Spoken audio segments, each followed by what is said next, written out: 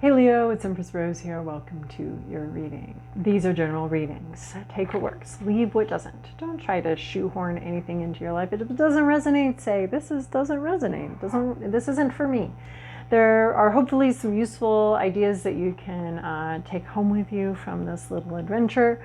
I will be doing a more traditional tarot spread over here, and then there will be nothing over on Vimeo because I'm just not doing extendeds this time. So this is actually the fourth time I've attempted to record your reading. We will see what happens. I am hopeful that this is the right one for you. All right. Oh, interesting. Overall for the reading is self-imposed beliefs and limitations. The facts are that you're free to go. The mentality is what's at issue here. There's a little bit of a mentality of feeling stuck, feeling trapped. Maybe you got in a little over your head on something, and you feel a little stuck here. Like you're not going to be able to get out. Outside observers we all seem to think that you can get out of the situation. You might be feeling a little overwhelmed and trapped though. Past, present, inner landscape, what's at issue, environment, to-do list, possible outcome. All right, well there we have our Emperor for the third time in a row on your reading. The rest are all new though, so I like this. I like this so far. All right. In the recent past, we have magician. We have an idea and we have practical steps being made to make something happen. You got an idea of something that you wanted to do, something that you wanted to create in your life and have happen, and you took some practical steps to doing that. So this is cool. You assembled your parts, you assembled your pieces, you started getting to work, making the world your home, bringing some sort of idea, vision, and imagination into the universe, into the actual environment. You had a dream and you started working on making it a reality.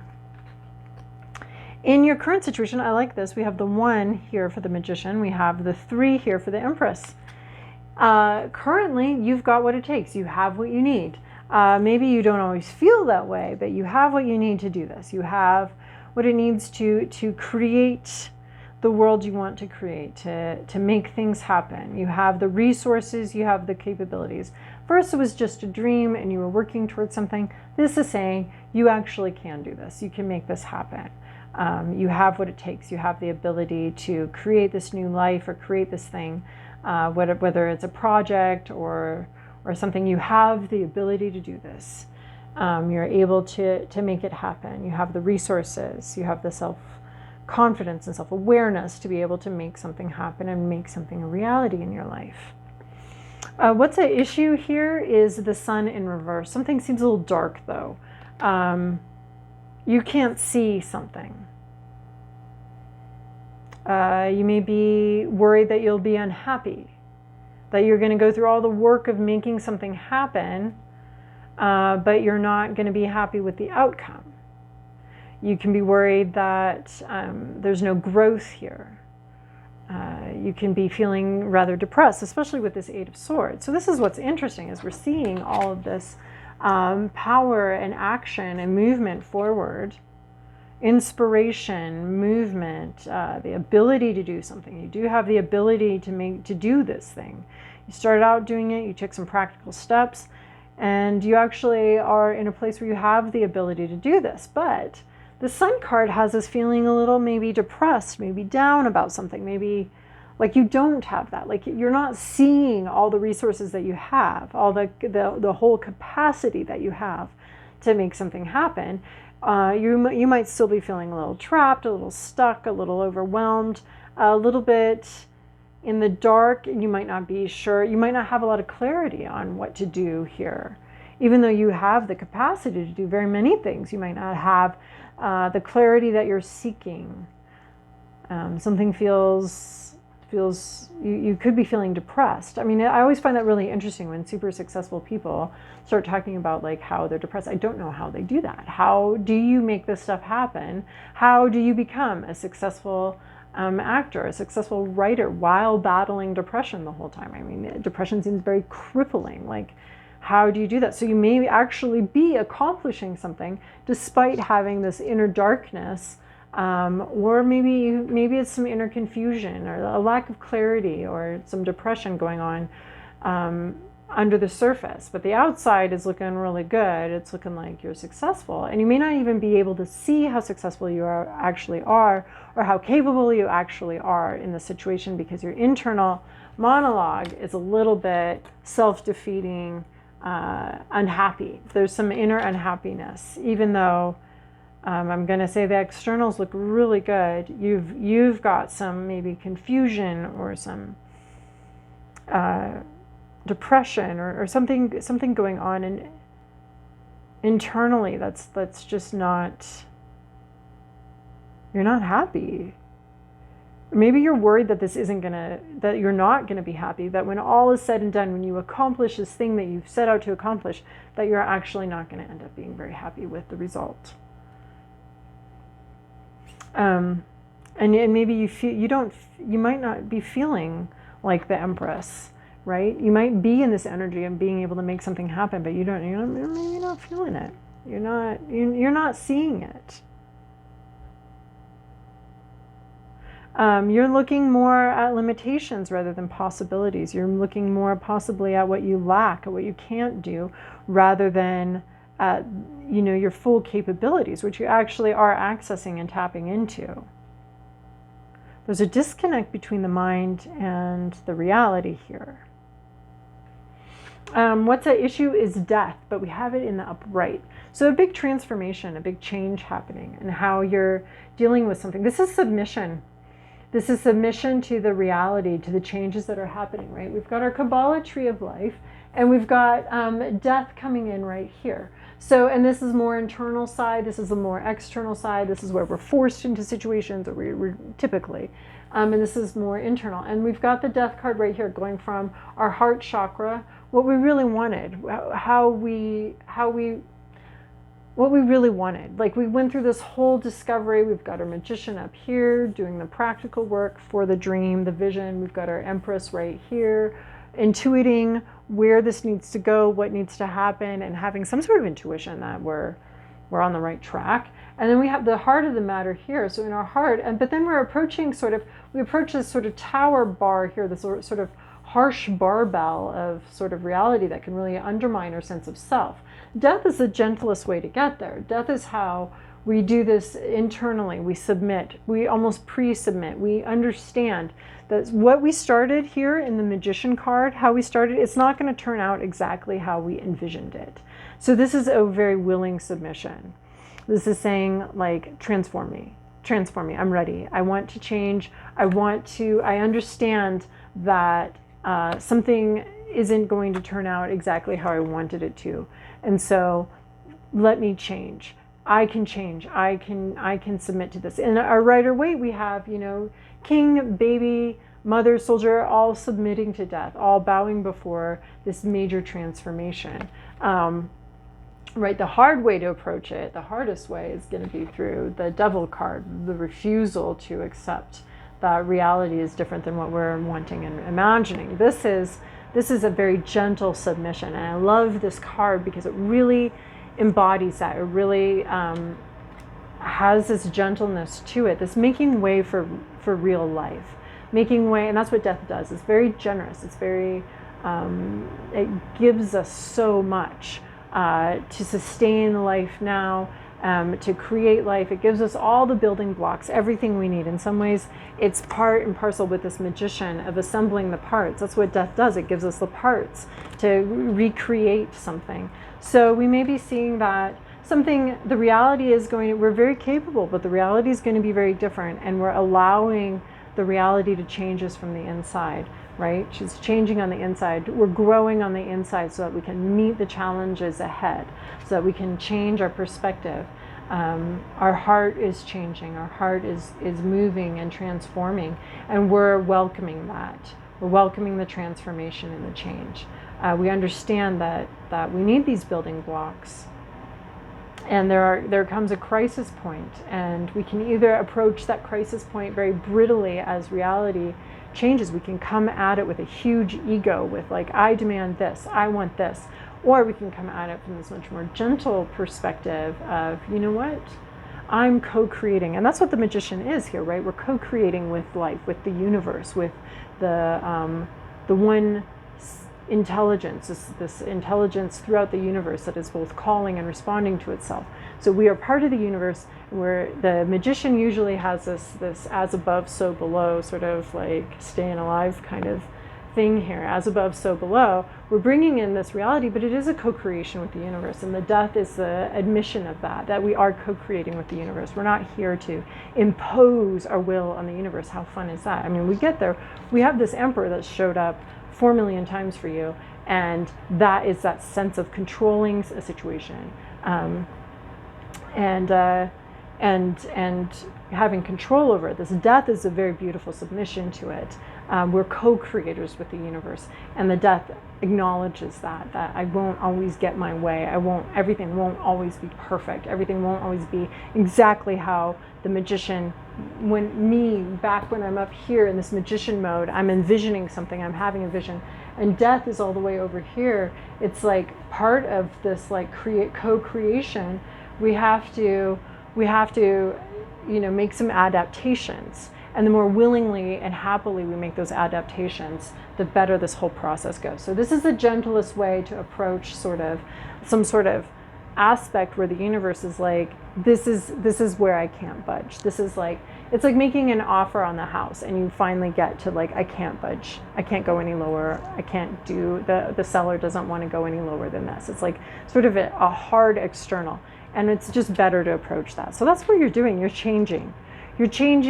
Maybe not the whole vision, but at least some aspect of it. You're submitting to some sort of like hard externals here. So there's this, you're co-creating. You're allowing the universe to do part of it, and you're understanding that you can't impose everything on the universe. You're not going to be able, this vision that you've had, you've assembled the parts, you've done a lot of work towards it, you're capable of achieving it, but there's also something where you understand that you also have to give a little bit. You also have to let something go. You also have to allow the universe to change you and transform you, and this is your personal growth, right? There's no point to any of this if we're not growing, if we're not using these raw materials to grow, if we're not using these experiences to grow. So the universe is giving you something to like push against or grow with, or some way in which you grow as a person, because your externals are sort of hard. So then the internals start growing and start moving.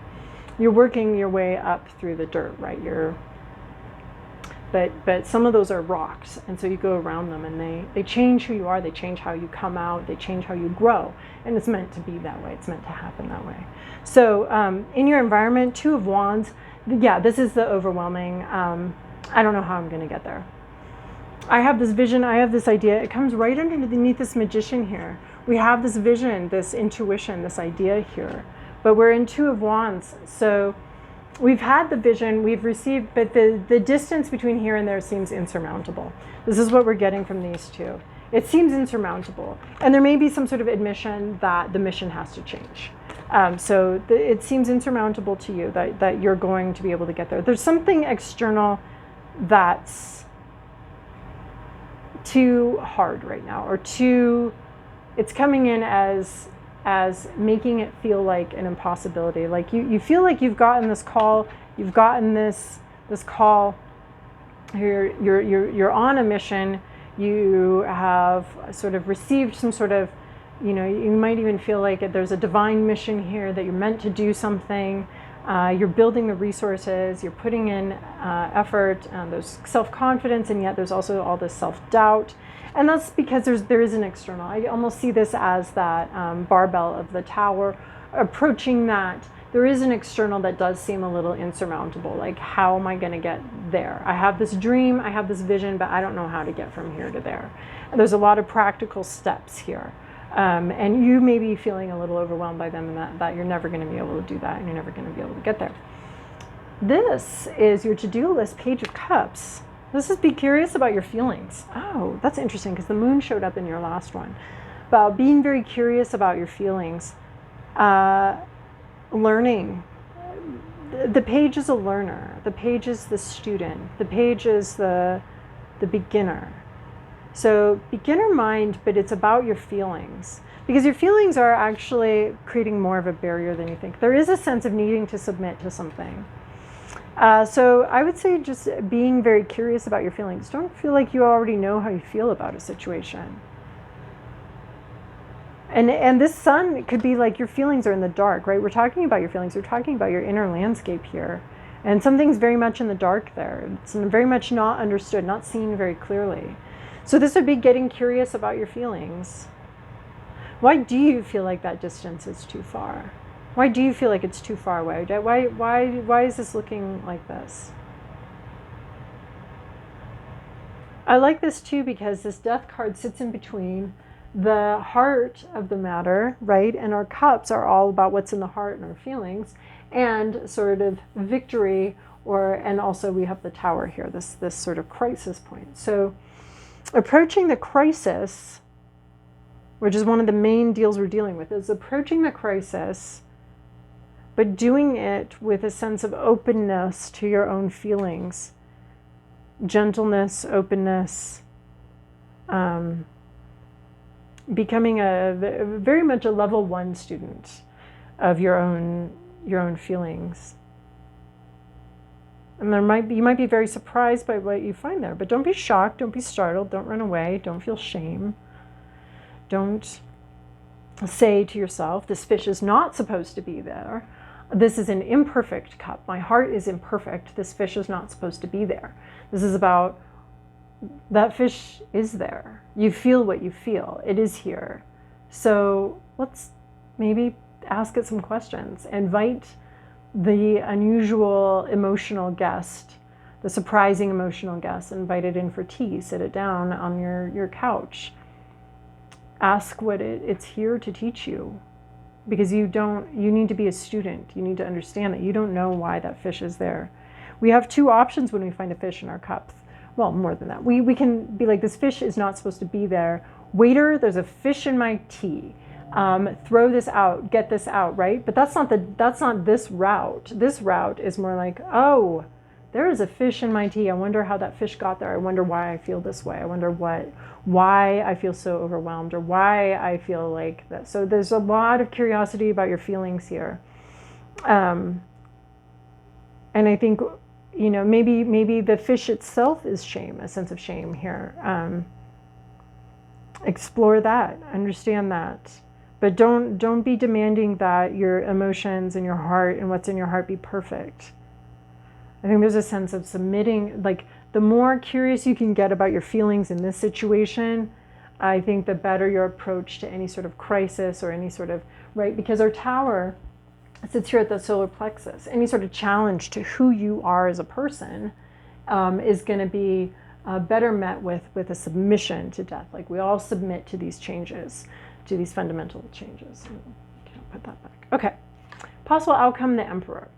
So the Emperor, this could be you actually having more control. So the Emperor always talks about who's in control. It always raises questions to me. Is who's in control? Who's a right to be in control? This is you, right? You've got the backing of an institution. You actually may end up in a boss-like situation where you're delegating your tasks. You're delegating to other people, where you get to have more control and more say. So, and that's number 4. That comes after the Empress. And what I'm seeing here with this emotional work that you want to do, right? The Emperor always is this control and this power that the Emperor wields and that the Emperor has a right to wield is always more beneficial when it's in service to the Empress, when it's in service to Mother Nature, when it's in service to life and to life-giving properties, and it's protecting those, it's helping those. The Emperor when the Emperor is trying to control the Empress, this is when we have a problem. And I really like that these two come out. We did in a previous reading get the Two of Cups, which I like too. And now we have the Page of Cups, so about emotion and emotional connection. So when the Emperor is using their power to support life, to support the Empress, this is the way it's meant to be. That power, I almost want to say that the power and the masculinity is meant to protect and to protect this Empress. So when the Emperor is out of swords, in reversal, whatever, then they're trying to control nature, control life, control all of this stuff. So I think that that there's a sense of